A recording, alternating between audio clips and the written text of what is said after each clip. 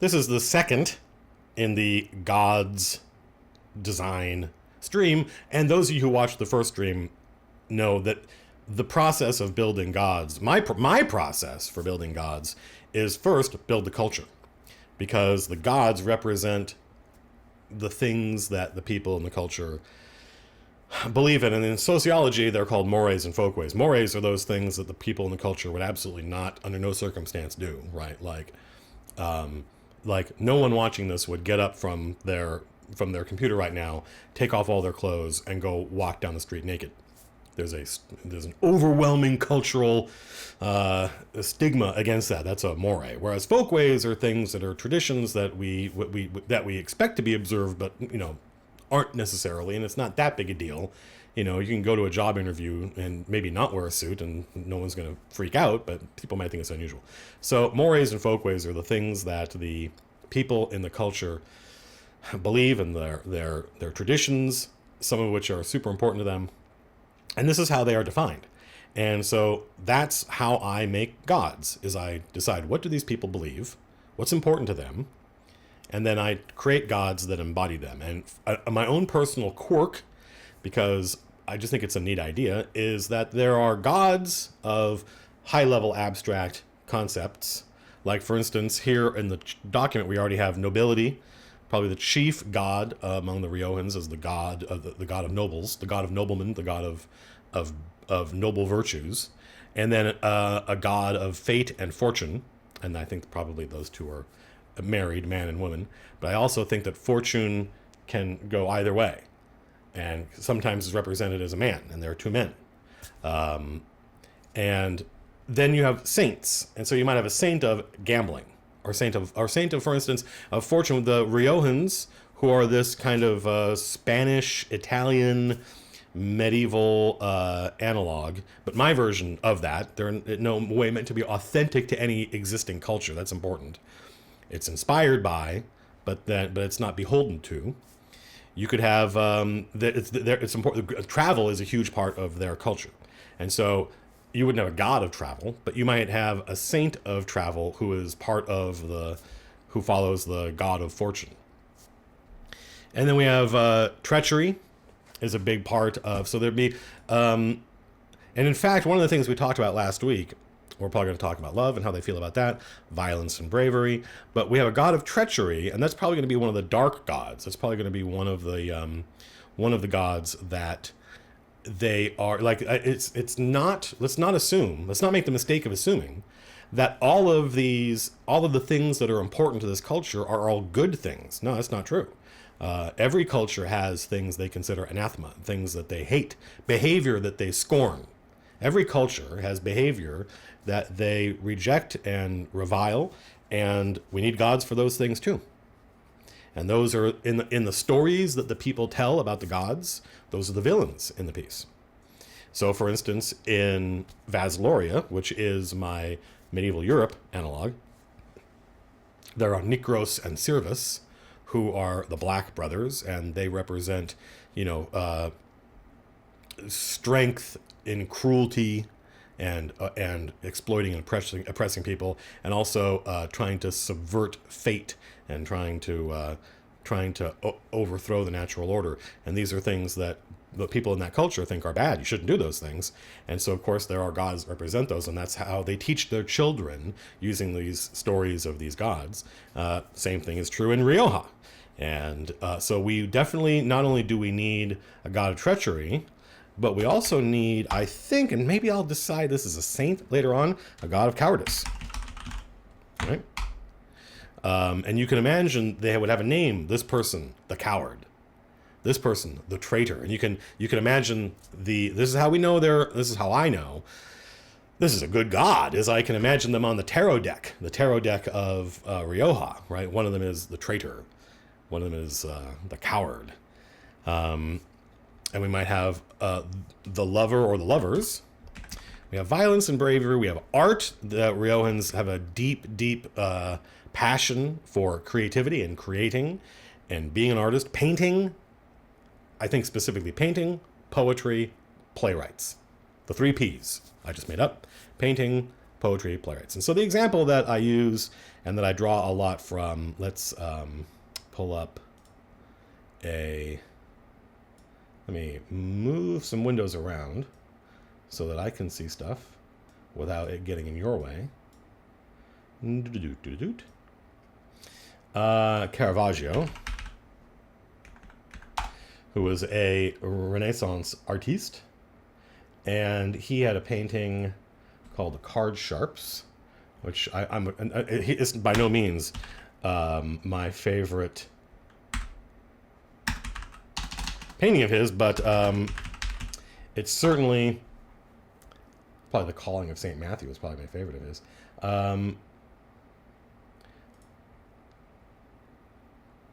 It certainly kind of represents what Riojans look like, how they behave. Let's bring this over here. Let's see if you guys can see this. Sort of a little, you can. Let's conform.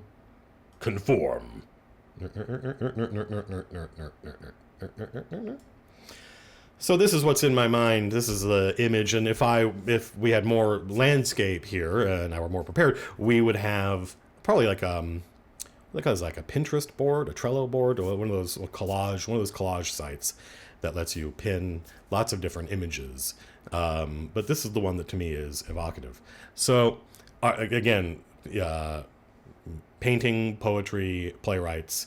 I also have in my head Shakespeare in Love, which is one of my favorite movies. Obviously, that's Elizabethan theater, but it's all about the theater and how those characters thought about writing and art and what it was for.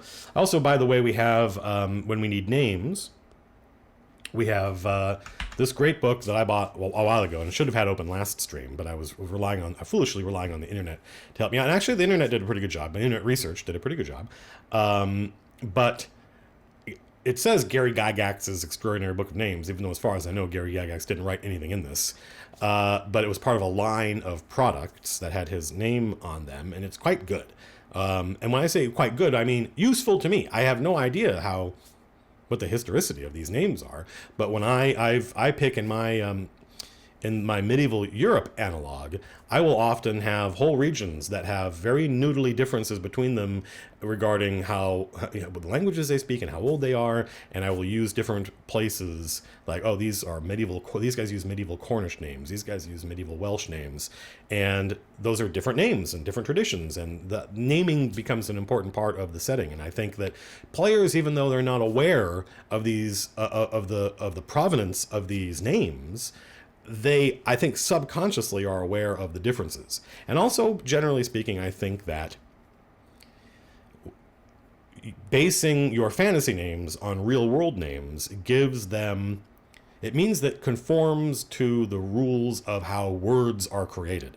It's very easy as fantasy authors, as dungeon masters, to make up words that probably could not have developed on their own.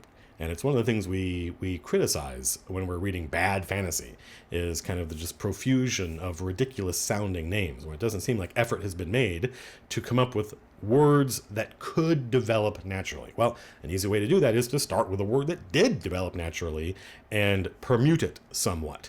Or in some cases, like a lot of the names I use, I just lift straight from this. I have no problem doing that. So page 119. Oh, and you can see that. Let's look at the table of contents here.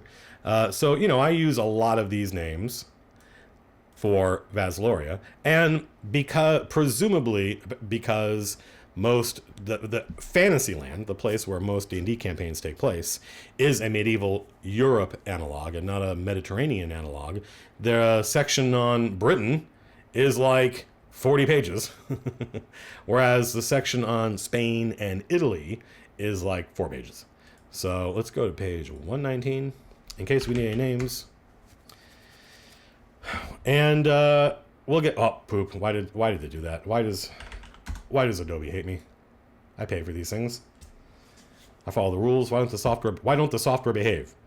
Me fail English. That's impossible. So let's just review where we were, because it'll help me get in the mindset. Again, these streams, it's 6:23 right now. We'll go for about another hour. I have a meeting at 8 o'clock I have to go to, a team meeting. So we wrap up 7:30-ish. If I were doing this without you folks here, this would take a lot less time because I wouldn't be explaining all my decision making. But to get back into the, and also the fact that the last stream was successful, by which I mean A, people watched it and liked it, and B, I felt like we got good work done, it doesn't mean this one's going to be successful. It's very easy for you to sit down to write, to create, and you're in a good mood, but it just doesn't work. Right? You can't, creativity is not something that you can just turn on and off like a spigot. So even though we've got a stream scheduled, doesn't mean it's going to be any good. And speaking of the schedule, I think some of you saw my video that I posted earlier today. My goal is to stream tonight, but also Monday, Wednesday, Friday, and Saturdays from now on, because we got a lot of work to do. We are not only going to be creating the gods and culture of Rioja, but we're also going to be creating capital. And I actually think, by the way, for those of you who are currently complaining in chat that Matt's not watching chat and Matt's not interacting with chat, I think once we get down to like streets and shops and stuff like that and NPCs, I do think it will be collaborative. Just because I think that'll it'll make the process go faster instead of me just sitting here coming up with things. I'll be able to go through chat and grab stuff. So Rioans are they are fascinated by nobility. It features, Vaslorians have nobles. They have counts and barons and earls and dukes and kings, but they don't elevate them dramatically. They don't feature a lot in their heroic fiction. But the Rioans love nobles. And so we have, capital, the city, the huge city that the campaign takes place in, is currently experiencing a dramatic tension between the falling of the nobility and the rising of the mercantile guilds. And so that's what our opening paragraph is about. Only recently have merchants and mercantile guilds risen to prominence.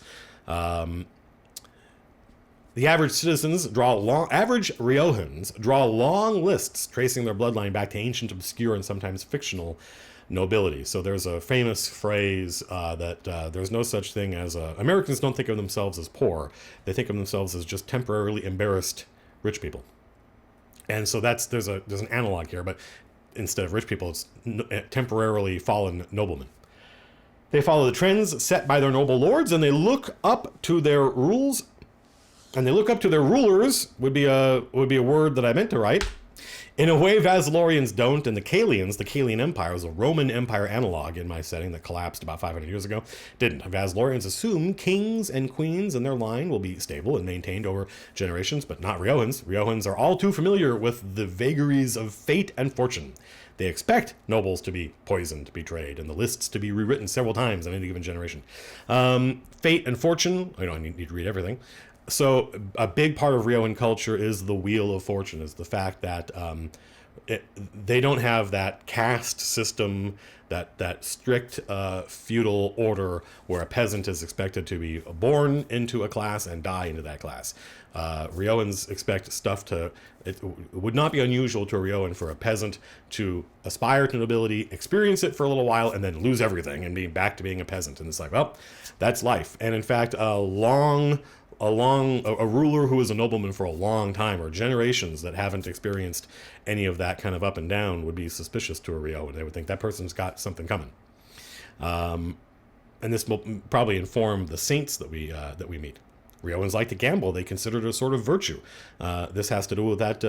How does Riojans like allowing a random element into their decision making, because they think the gods of fortune will use that random element to so it's a sort of divination tool. They don't so I had to put in here, they're aware that some people overdo it because we don't want to imagine that this is a culture built on gambling. It's just something that is a part of their culture. And the other thing I like doing is saying that this, when we talk about things we know must exist in the world, like decks of cards, where do they come from? Well, I know the answer here in the real world, but in my world, in Orden, decks of cards, the idea of a deck of playing cards originated in Rioja. Risk is virtuous. The gods reward those who take chances. So I think that's also, we'll put travel in here. There's probably a saint of travel. Let's see. All right, stand by.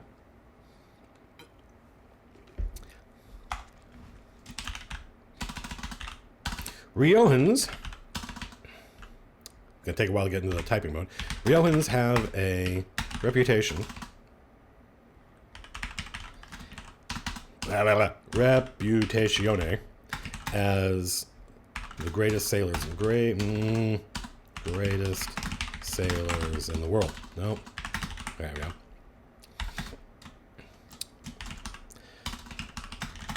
Oh my goodness, typing. How do you do it? Part of this comes from their geography.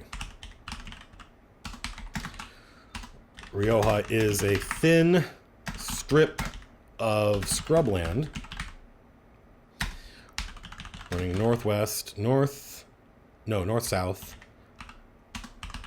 on the western side of the Bale Sea. Little but mountains.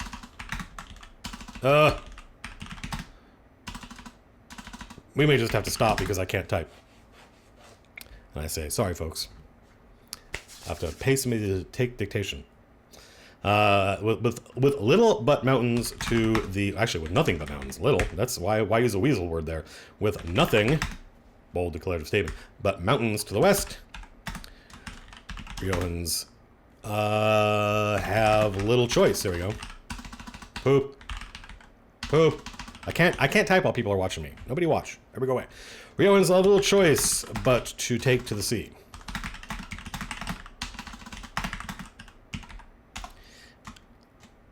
But that's also true, I think, of the Northlanders. But the Northlanders consider it this, like, awful drudging burden that they have to do, whereas the Riojans love it.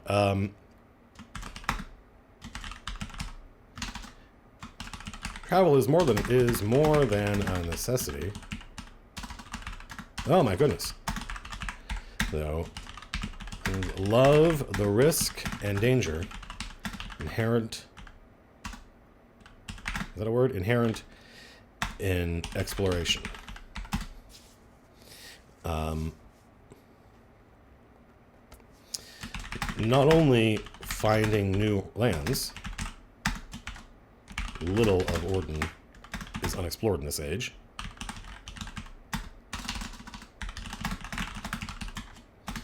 But the risks involved in trade, making outrageous deals with foreign potentates.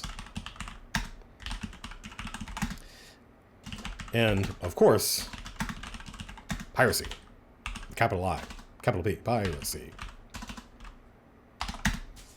Oh. Writer, not a typer. So we learned a little bit about... We built a little bit about the geography of Rioja in here.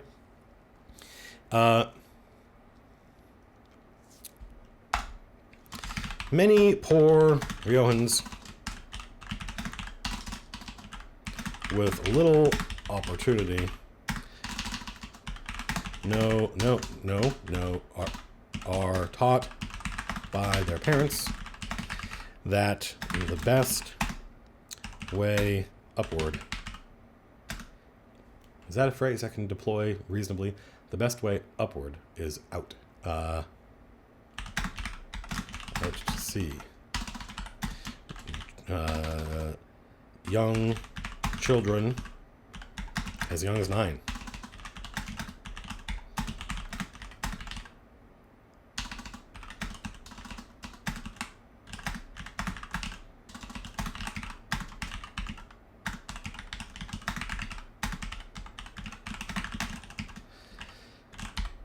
Riojan children as young as 9 sign up to serve on the great Riojan galleons that dominate the sea lanes.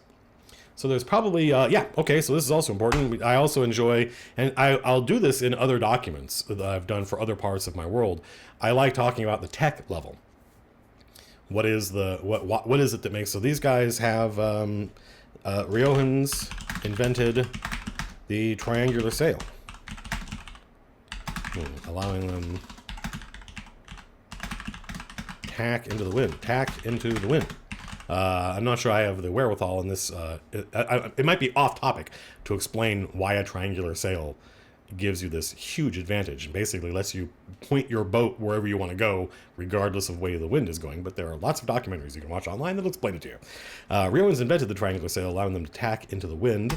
And while it's been, I don't know, probably, I would say maybe like, it's been hundreds of years. Let's be hundreds.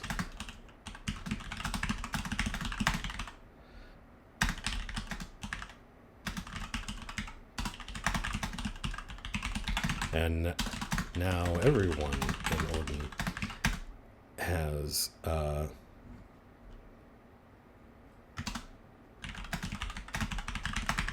this is a badly constructed sentence. I'll come back to it.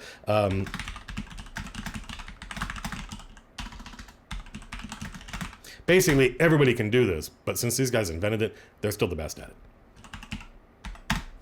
it. So we would have a god of travel, and what might we expect that god of travel to be about? Just taking risks and leaving home, being virtuous. So let's expand this a little bit.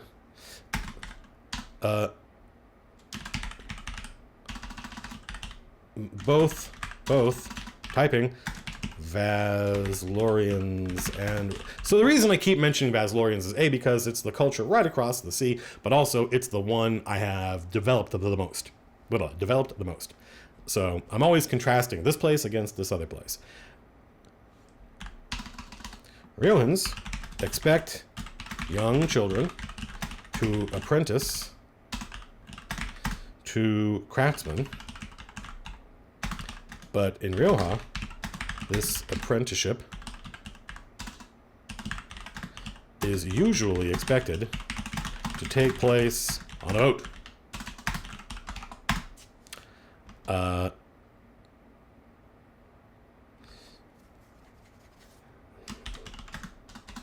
In the, what was it, like the when was the gold rush? 1860s?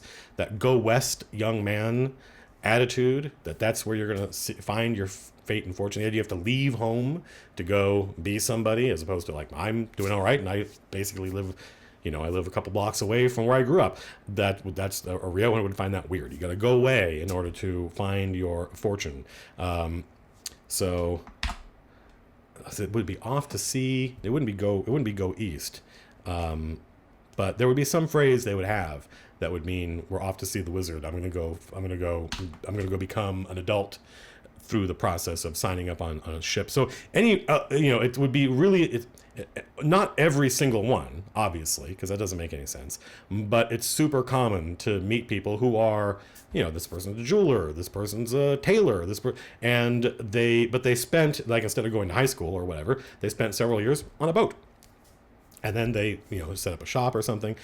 They saw the world, right? They saw the world. They learned to trade. They grew up on a boat. So I feel like, that's there's a phrase I want to, but I don't know what it is yet. Treachery, deceit, scheming, planning. Ryohans hate planning. They hate administration, bureaucracy, and outlines. I also think that they hate accountants. That notion of being a bean counter, of worrying about those little details and stuff, they find distasteful.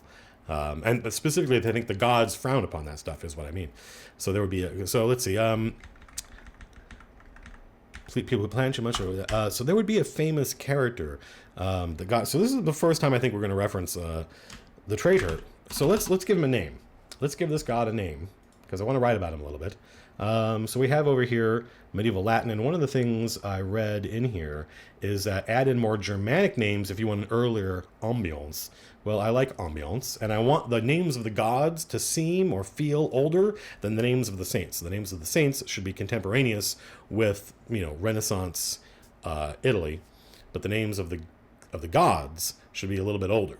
And I think an easy way to do that is to have the names of the saints be like Michelangelo, right? But then long, many polysyllabic, but the names of the gods be short. They're just short, that'll be fine.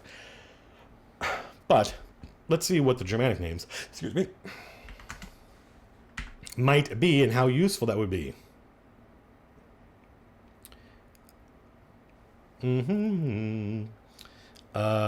Medieval German, 93. This should be interesting. Not even ever sure I've ever looked at this. Gerhard, Gottfried, Gregor. That's cool, but I don't know if these are our gods. Let's go back to, what about gypsy names, Romani names? This should be interesting. Let's go to 119. Let's go back to see who The problem is you go back far enough and they start to just be Latin. They just start to be Roman names. And that's not what we want. So these are, I think, modern-esque Italian. Yeah, let's blow this up a little bit so people watching at home can read it. Obviously, my camera's going to be chopping this stuff off a little bit, but what are you going to do?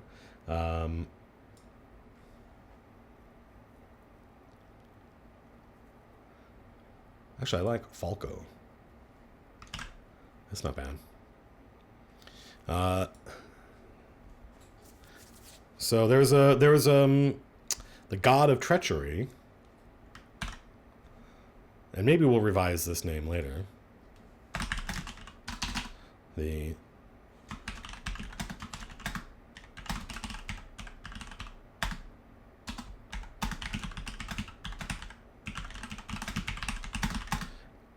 So because I think of these gods as being like representing a royal house, like the gods on Vasloria are like a family, and they're related. I mean, those two ideas are very closely related. I want to come up with a storyline. There's a plot involving these characters, right? There's a lord and a lady, and they're married, and so there must have been some plotting or some scheming that happened, and some, you think about the Greek gods and about the kind of stories that are told about them, and they're perfectly human stories, right? They're not abstract or esoteric.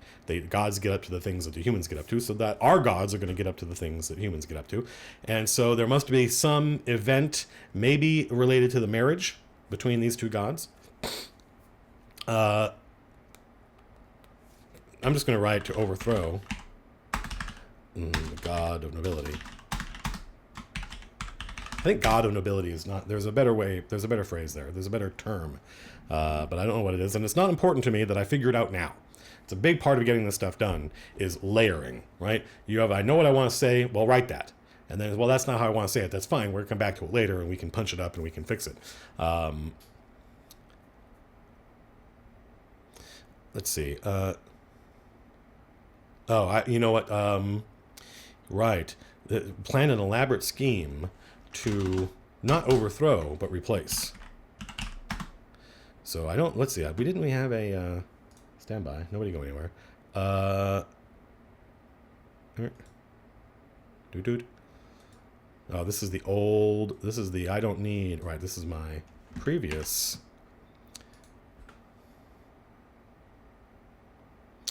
Alas, I think I probably didn't save it with the right name. Here we go. Third time's the charm. So we have Lord Baldessere. Remember what I said about having short names?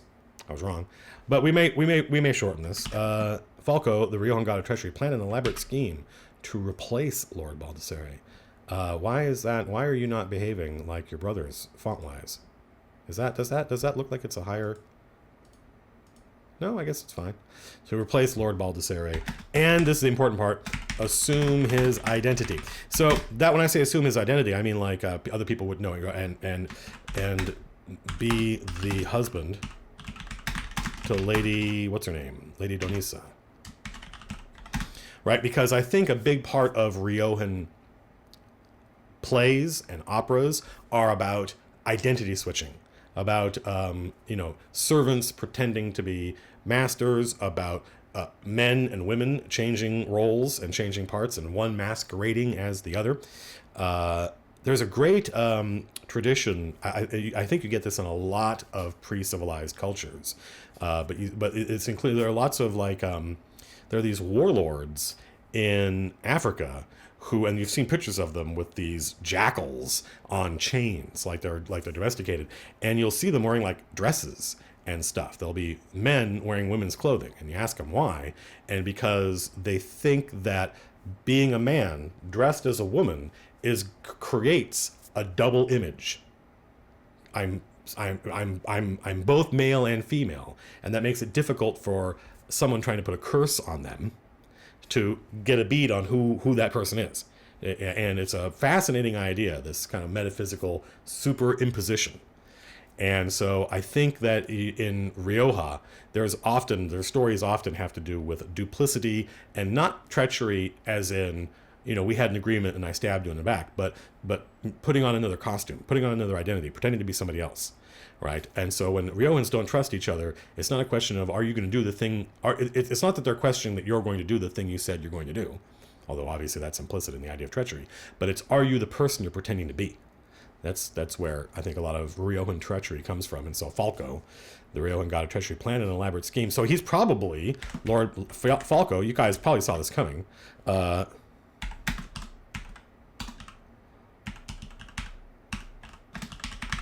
Brother, right? Brother versus brother. And the Ryokan god of treachery planned an elaborate scheme to replace Lord Baldassare and assume his identity and be the husband to Lady Donisa. And of course, this would have been exposed somehow, and there'd be a story about it. And of course, the Riojans would use these stories as examples, right? When something goes wrong or when things don't go out the way they expect them to go, they'll have phrases that they deploy, meaning, well, don't forget that this god had this happen to them. So, what should we expect, right? And those stories that they tell about the gods would come out in their everyday speech. Plan an elaborate scheme. So this is another one of those things of why did Falco fail? Well, because he plotted and schemed, right? He didn't just act out of passion. If he had acted if he had acted authentically, let me write this down. See, I don't mind saying what they believe. Don't be afraid in your notes and your documentation and your world building to just come out and say the thing you're trying to write around. It's great if you can write things in such a way that the reader comes to their own conclusions about things. That means you're a very good writer. If you can avoid stating something, if you can lead the reader there, that's fantastic. But this is our campaign building notes for ourselves. So if you have a thing you want to say, a point you want to make, write it down and then elaborate on it later. I forgot what this was going to be. Riojans believe Falco was exposed because of the extent of his planning.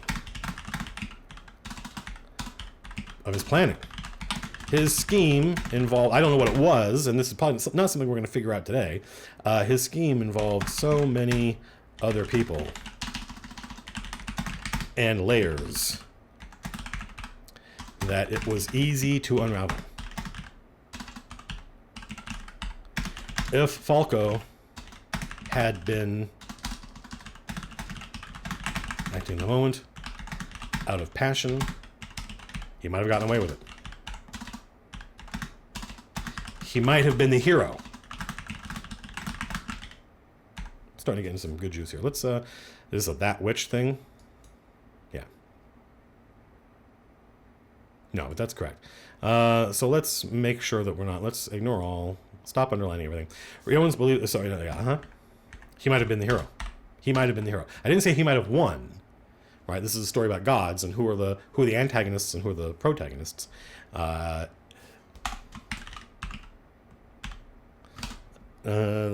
proper life. The proper Ryokan life. Actually, no. They don't think that this is unique to them. They think this is just true of people. Although not everybody agrees. The proper life is lived in the moment, in passion, with conviction. The inauthentic life is planned and scheduled. So we know a little bit about treachery, and there are probably some interesting saints there. And always I assume that there are innumerable saints. That's the phrase I use. There are innumerable saints, and we're not going to write them all down. We're going to come up with a couple of them. I think we need enough so that players have choice, and it needs to verisimilitude and player choice have to be served. But once we've done that, then we can say, okay, well, these aren't all of them. And make sure the player understands that if you have some cool idea, let me know, and I will go find out which saint. I often try to imply that these things are all real, of course, and I'm not just going to make something up. You let me know what you're interested in as far as your cleric and the god that you want to follow, and I will go find out which saint that is. Meaning I will go make it up. The proper life is lived in the moment in passion. Cowardice. What do I have to say about cowardice, right? So,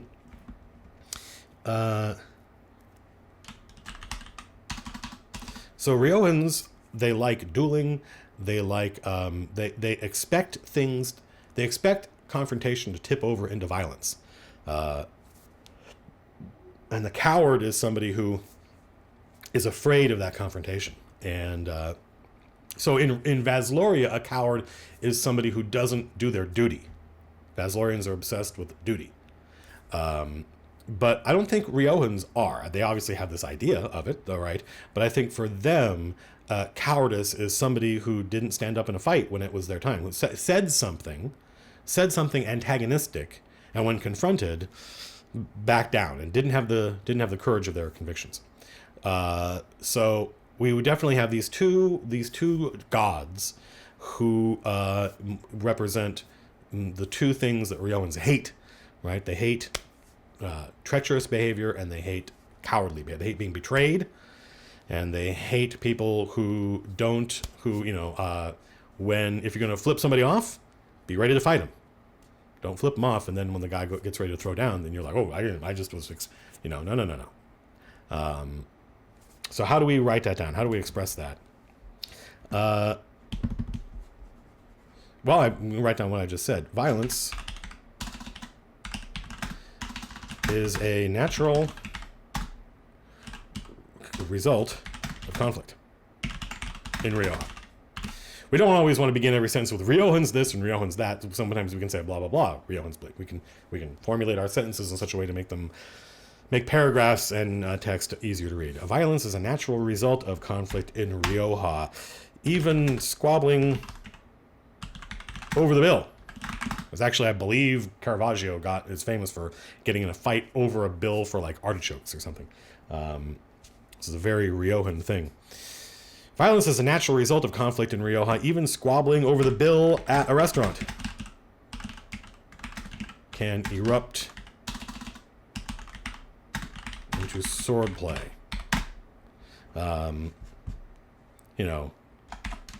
That tip was ungenerous.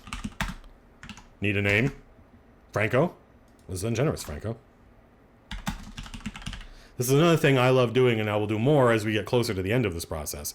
I love just writing dialogue, right? Expressing ideas through, because that's fun to read. It's fun to write. It's fun to read. That tip was ungenerous, Franco. You accuse me of don't be afraid to go to the thesaurus, folks. That's what it's for. There's a word I'm looking for. Thesaurus. Cheap. Inferior, low, vulgar, concerned with saving money. Yeah, that's what we want. Miserly, I like that. But what I want is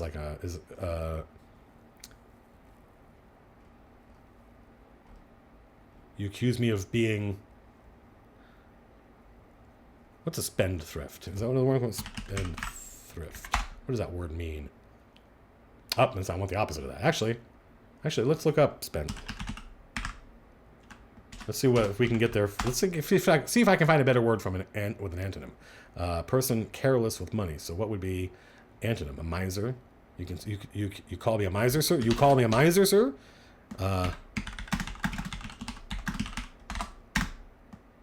Let's see. What would it wouldn't be skin that smoke wagon. It wouldn't be that because they don't have guns. But one of the things I enjoy in at least my stuff, the fantasy that I write, is I like that notion of swords like Wild West guns, right? That at any moment somebody with a sword at their belt, drawing it and using it is like lightning, right? It's not this it's not flourishes. It's right, and then it's over. Which is very also kind of like.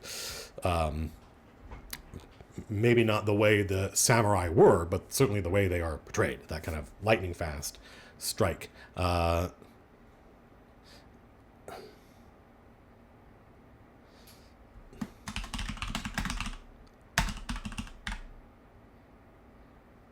There's got to be a better phrase for that. We'll get there. We'll get there. So this is a typical Violent. Okay, so yeah. So what does that have to do with cowardice?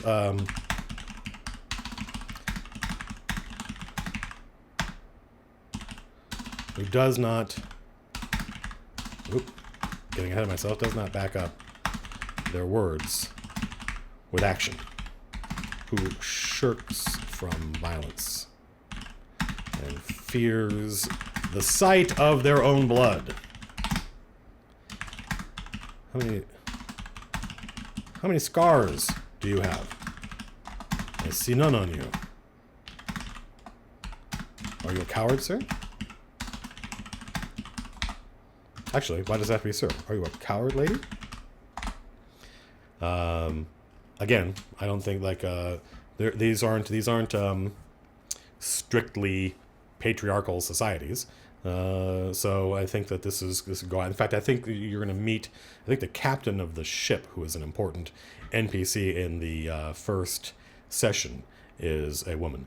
The coward is a person who does not back up words with action, who shirks from. So that is cowardice to Riojans. Is you talked the talk, but then you didn't, when confronted, you didn't walk the walk. So there would be a god of this, and we already started talking about. We have Falco here, who is the god of treachery, and I think maybe we can come up with better names. And that's something I might do offline, because it would be super noodly of me just staring at lists of names and being incredibly arbitrary when it comes to which ones I like. But who knows? So let's see. What else can we say about cowardice? And also, like, I think it would have something to do with doing these things even when nobody's watching, right? Even when it's just you and another person. The coward.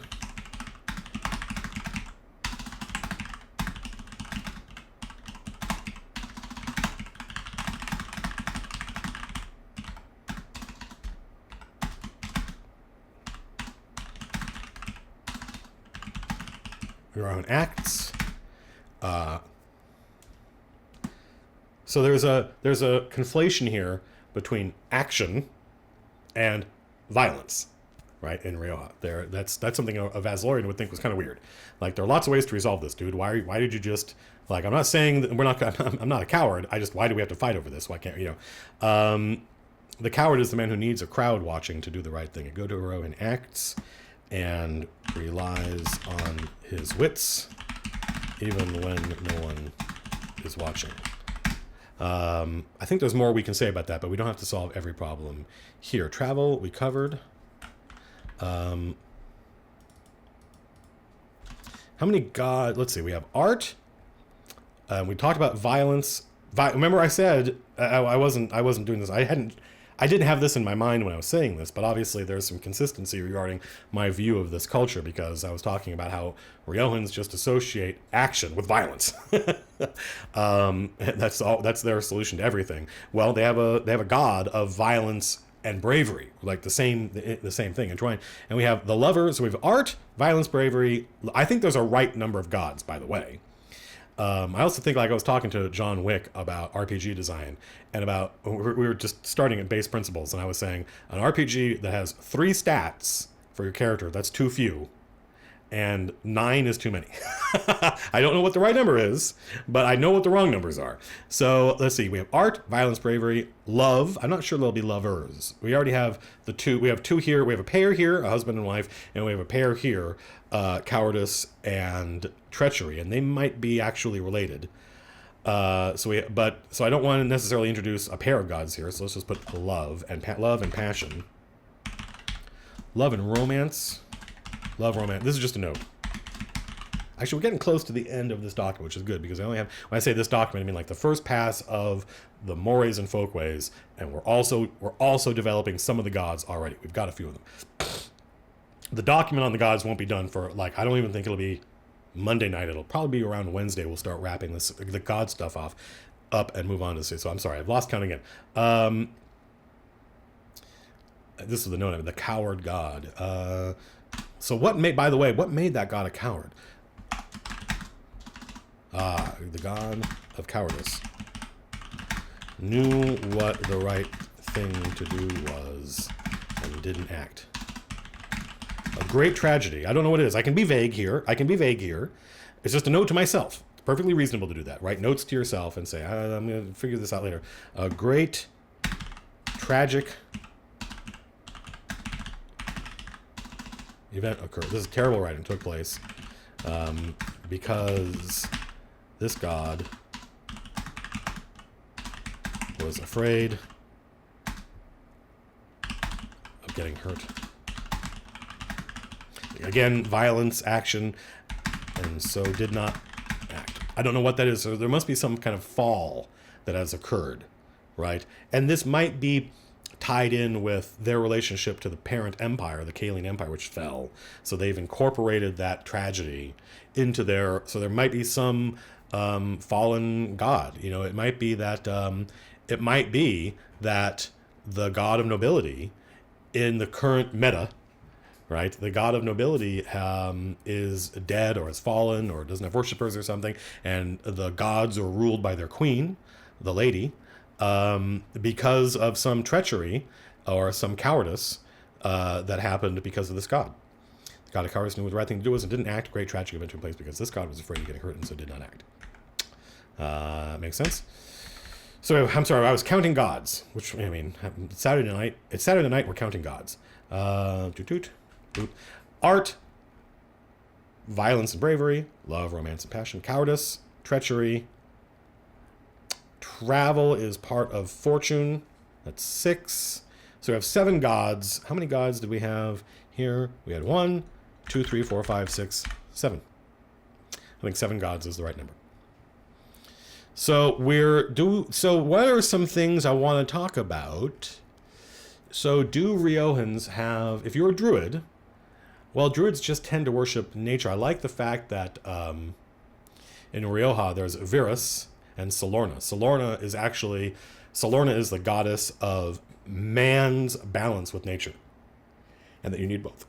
And Virus is the goddess of youth and romance and spring, and that all the things, the maypole, all of those rituals that go into rebirth and young lovers and all that stuff. So I'm wondering, I want to make sure our bases are covered, and that if you're a druid doesn't need to worship a god, but it would be nice if there was one that represented. So hang on a minute.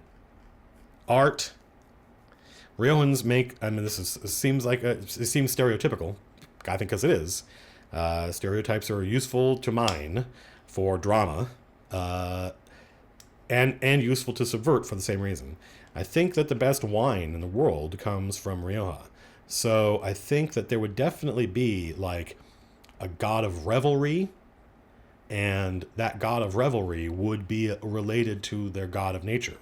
Wine, the vines that grow, growth, spring, and there would be some kind of holiday. Oh, by the way, another thing we're going to do is we're going to work on the calendar. That's going to be on the list. We're building a whole culture here. I already got one for Vazoria. We're going to build one for Rioja.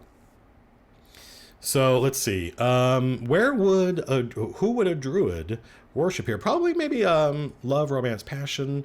There might be maybe a saint of revelry. Lower headings are important. Microsoft Word, people are like, oh, you should use OneNote, and I'm like, I'm overjoyed that you have other tools that you use that you find make it easy for you to organize your campaign stuff. But for me, I find just what header I apply to a topic helps me organize my thoughts.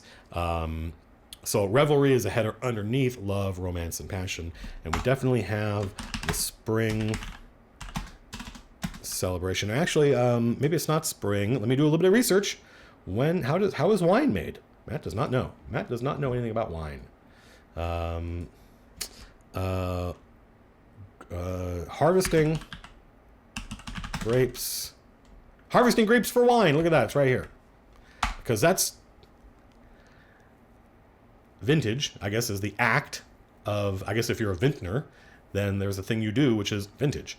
One of the most crucial steps. The time of harvest is determined by... Oh, look at this. This is great. I'm going to... The time of harvest is determined primarily by the ripeness of the grape as measured by sugar. I think this is going to be a big part of Ryokan culture. I think that like vintners in Riojan culture are like alchemists, right? They are, or like they're like blacksmiths are in Vasloria, where it's sort of like not considered a mundane profession. There's a bit of like lore in it. The lore is so deep that it is synonymous with magic. The weather can shape the timetable. In addition to determining the time of harvest, I would like to know when that time is. The harvest season typically falls between August and October. All right. So what the hell season is that? What season is our harvest season? The majority of the weather between temperate latitudes. Is this whoa? This is a big chart.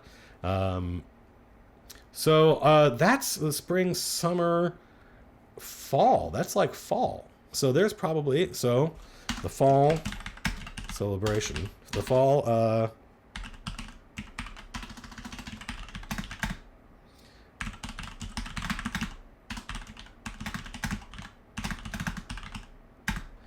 The fall celebration of harvesting the grapes for wine is a time of revelry. Oh, you know what? There's something else I want to talk about. Is like the Ryokan attitude toward. I guess this is a time of the forgiving of debts, right? What is the Ryokan relationship to money and debt and stuff like that?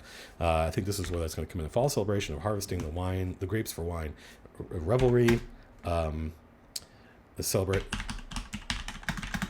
life. So because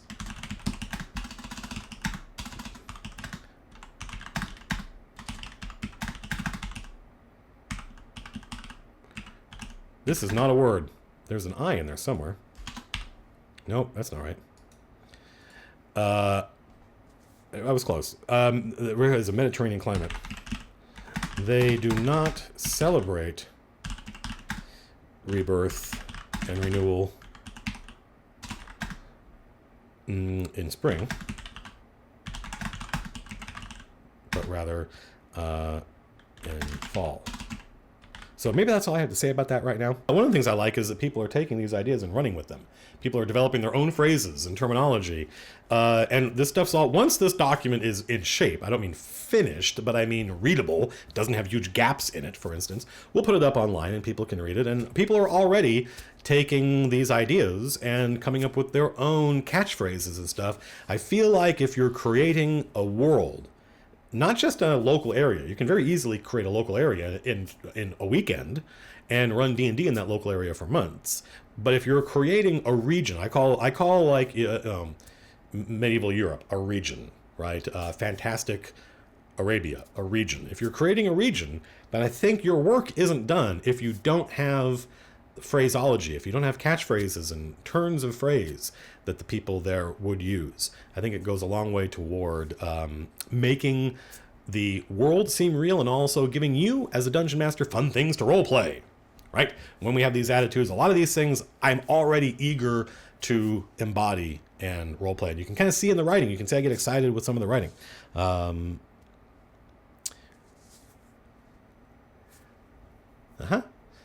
So we have love. So yeah.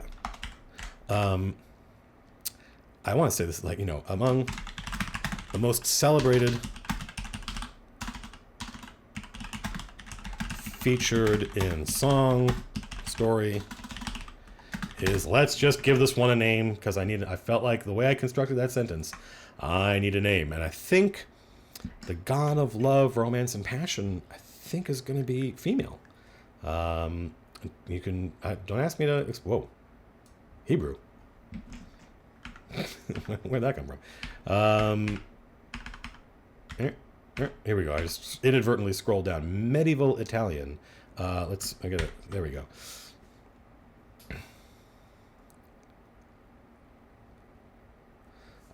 Let's watch Matt stare at a page of, how can you sit there listening to him talk occasionally and type a lot? Well, there's a third category, which is Matt stares at a page of text. Berta. No. No. None of these are really standing out to me. Is there another medieval Italian common?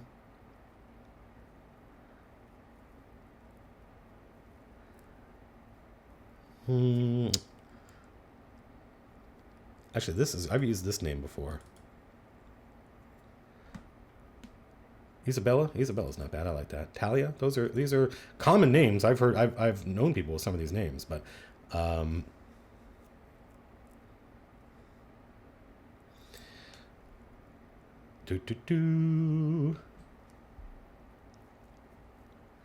something short would be nice. So I like Talia, Verde, Isabella.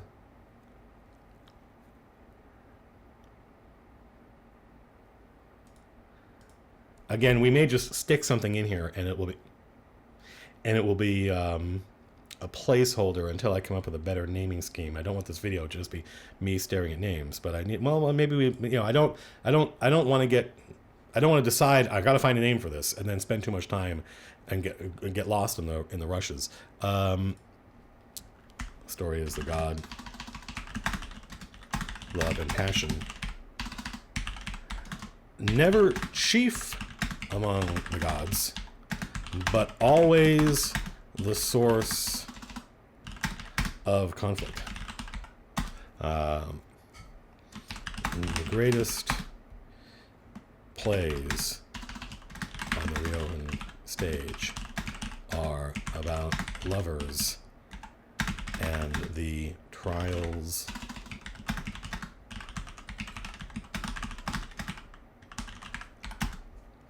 So even though there's a difference between in the hierarchy of gods who's in charge, and then the representation in the culture, and the representation in the culture, the god of love and romance would be all over the place, right?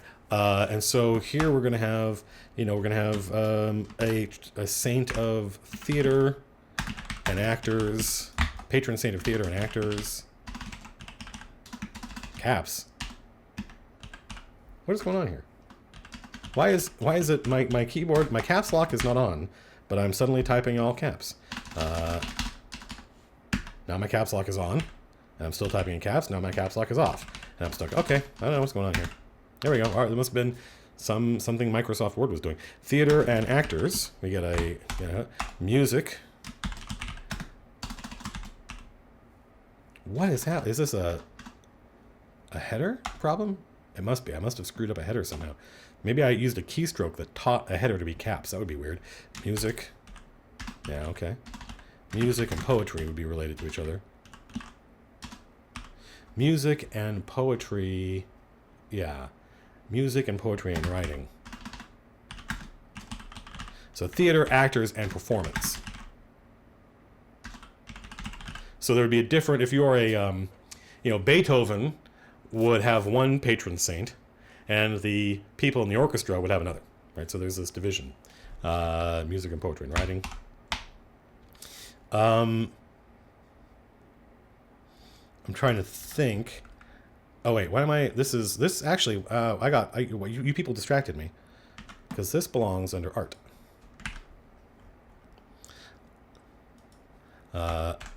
So here we would have saints of. I'm trying to think of, there's like the Greeks had a whole bunch of different terms that they would use for the different ways people can be in and express love, and how you can have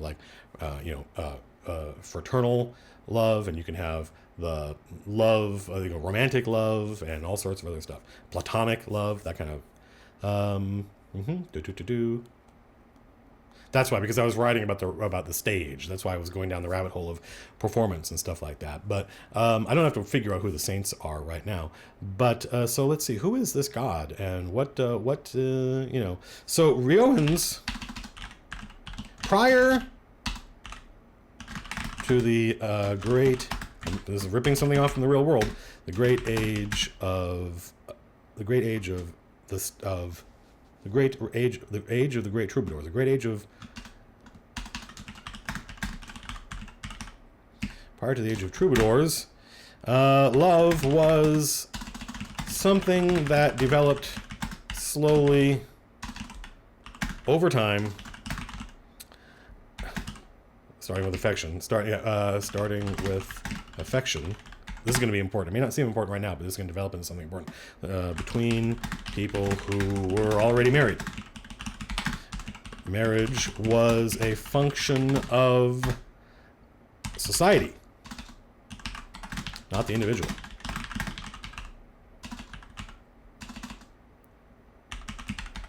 Everyone, including the husband and the wife, understood that the marriage was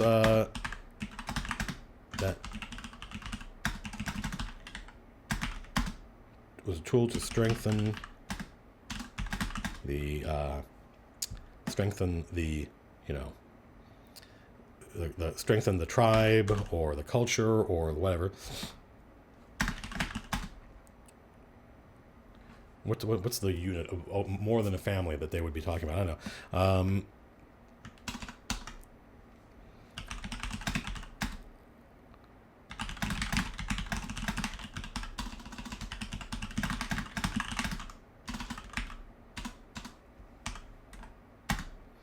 Let's see. Yeah.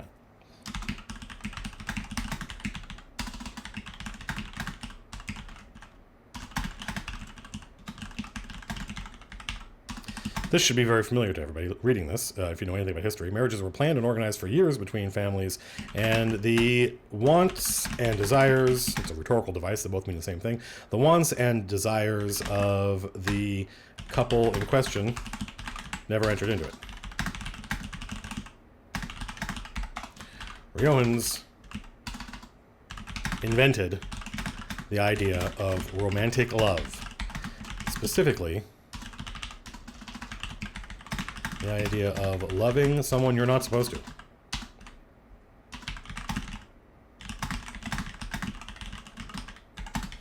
Of being smitten. Love at first sight. These are things that didn't exist, and there was no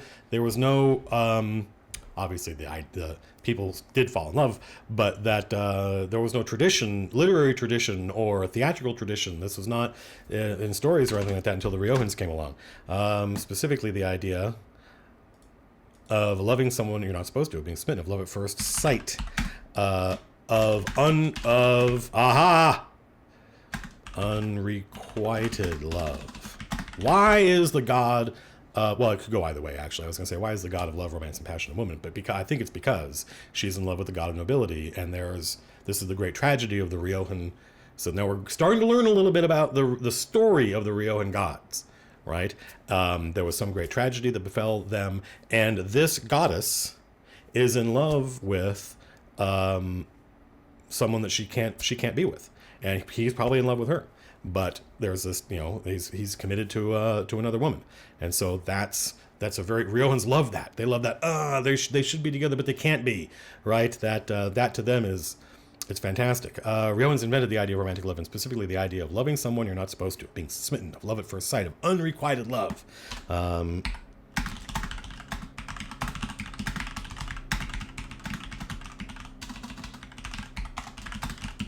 greatest heroes in Ryokan art are lovers who spurned the expectations of, and the Riojans kind of feel that they are that way. We're the ones who don't care about the traditions of the other cultures, and we do what we want, that kind of thing. All these other guys are like, especially if a Ryokan met someone from the Opal Empire, I think is what it's called. I actually forget, because I've given it different names over time. But if they interacted with many of these other cultures, they'd be like, you guys are not living life authentically. You do the things society expects of you, and a Ryokan follows the heart, right? That's why the God of love, romance, and passion, it features so much in their literature, because this is their idea that they have developed and exported. The greatest heroes in Ryokan art are lovers who spurned the expectations of society and followed their heart, often into tragedy.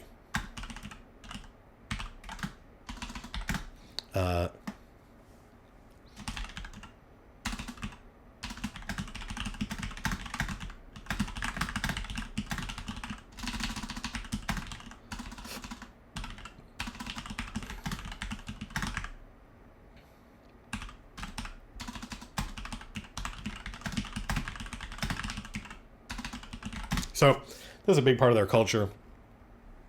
Among the most celebrated gods featured is the god of love and passion. I don't know who that god's name is. We'll figure something out.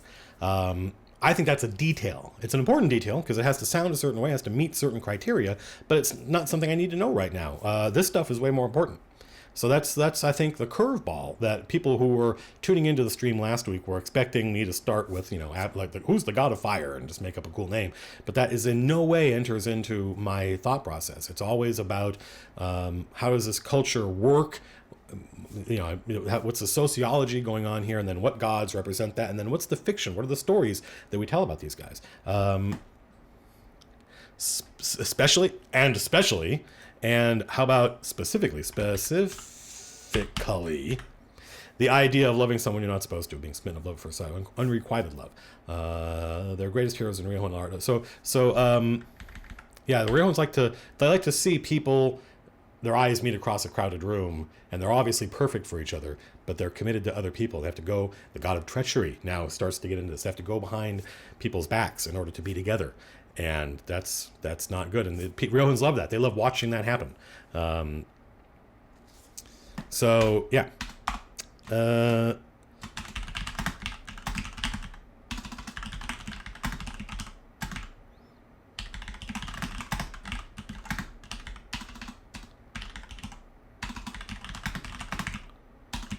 Consequences be damned. You didn't think this section was going to be very long. Or at least I didn't. But it's huge. Living life authentically means following your bliss, following your heart. Consequences be damned. But the god of fortune is also the god of consequences. Ignore them. I want to say, ignore them if you want, but they're going to happen. You're going to get what's coming to you anyway.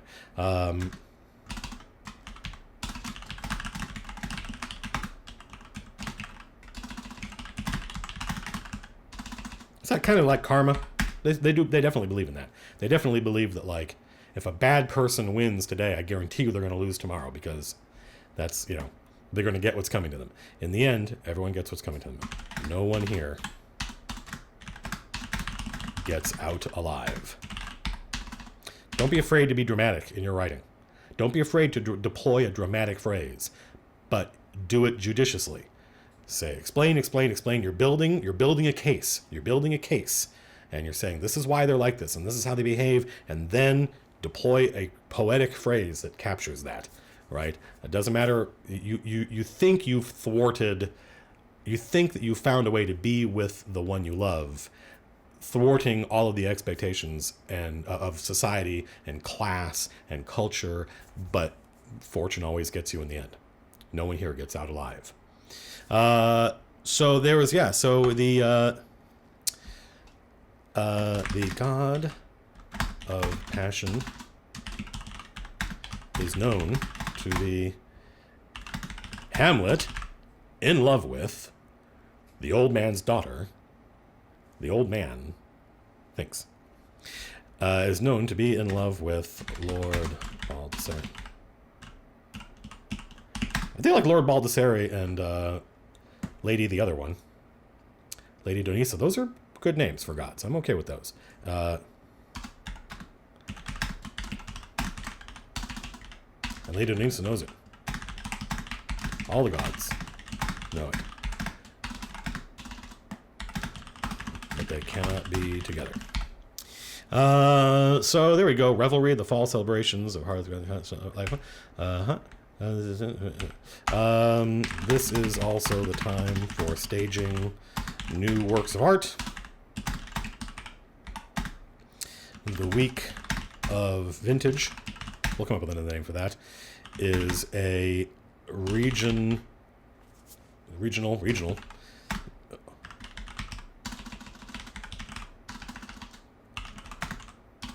during which no work gets done. Much art is debuted.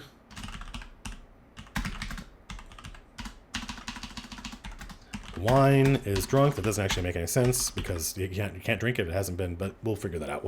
We'll sort out the timeline here. Wine drunk and food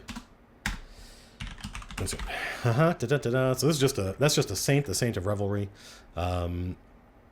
We definitely need a saint in here because, again, you don't worship gods directly. So violence, bravery. What time is it? 7:30. It's 7:30.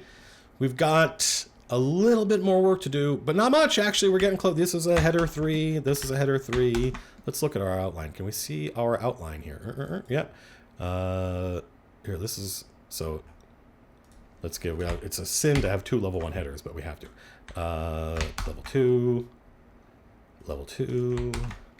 Level 3. That's correct, right? No, that was a level 4 header. Oops, hey, come back here. What's going on here? I think my keyboard's sticking. So we can go and we can see gambling and travel. Perfect. Treachery. Cowardice is not a subheader. Treachery is nobility. Fate and fortune. Cowardice. Why is something's going on here? Love, romance, passion, correct, revelry, violence, bravery, art. So we have a couple saints here. We're going to talk about this a little bit. We've already talked about art.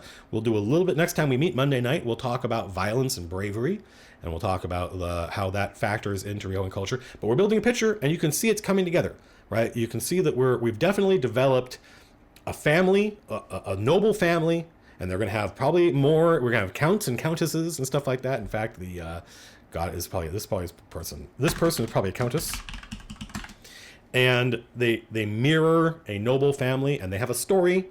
There's treachery and betrayal and unrequited love, and these moments, there's a great historical tradition. Before they had plays, they had these spoken word like the Iliad and the Odyssey that was telling the story of these gods, and so whenever they have to tell a moral lesson, whenever they have to remind each other of the way the world works, they use this story of the gods and things, and they invoke the gods. So this, I don't know how. I feel like we made about as much progress this week as last week. It took a little while to get started, but that's not unusual to get back into the mindset of where was I before. But having gotten there, I think we did some good work. We know a lot more about the Ryokan attitude toward travel. We know a lot about the Ryokan attitude toward treachery and cowardice. They're closely related. I think treachery and cowardice might be brother and sister. And we know a lot about the role that passion, and this is obviously stuff I stole from the real world. I took it, Eleanor of Aquitaine won't mind. I took it from her and the counts and the court of France, and I've given it to my Ryokans. And we know a lot about some of their holidays. We're learning more about their gods. And Monday night we'll get together and we'll flesh this out. And I think by the end of Monday night, we'll know who the gods are and we'll be working on the saints. And that'll be good progress. So until next time, I'm going to go talk to chat right now. But this will be up on YouTube soon. Probably tomorrow. And then we'll get together Monday night and we'll do, like I said, we're going to do gods, we're going to do saints, we're going to figure out what portfolios they represent and what their worshipers get. We're going to do stuff like the calendar and the holidays, and we're going to start working on the city and the map of the city. And at some point during the process of making the map of the city, not only will we be naming things like what are these roads named and stuff, and where are the shops so you can get, there's going to be lots of them. We're also going to be building the map of the city to work like a game of diplomacy. Right? You folks watched that video, right? So this is going to tie all the running the game stuff that we've ever done and we've ever talked about is going to be in this campaign in one way or another. This is the sum of the past 2 years of work is being deployed here, and you'll get to see it play out live once we start streaming. So until Monday night, peace out.